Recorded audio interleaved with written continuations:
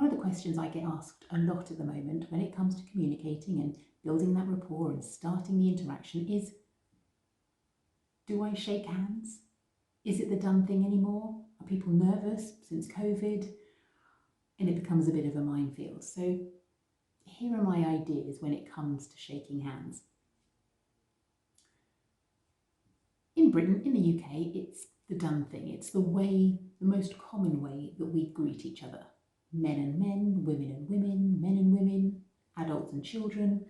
It's a nice way to introduce yourself. It's a nice way to show that you're approachable, that you're friendly, and like I say, to begin that interaction and build that rapport from a good place from the beginning.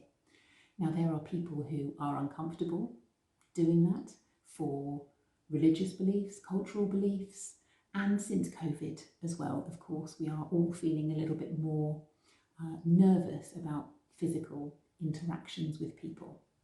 And that's okay. But what we have to remember is the sentiment behind it.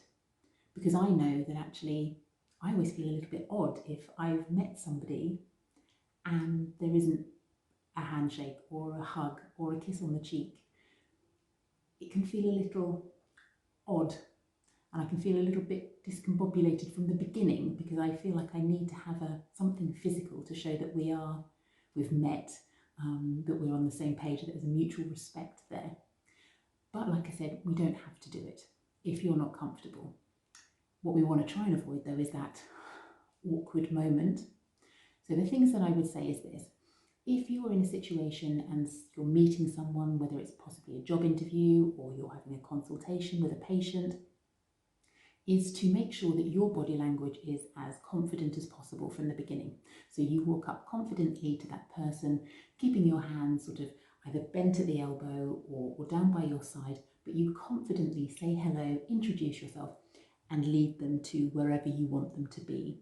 So there's not that moment where perhaps they lift their arm or you go to lift your arm and the other person doesn't reciprocate.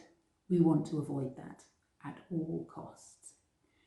But going back to the sentiment behind it, we need to use what we have available to us. So if you're not going to shake hands, then you have to use everything else that we have. So a nice smile when you see them, eye contact, nice open body language. So not, walking up to them with your arms crossed or your hands on your hips, with your head down, distracted.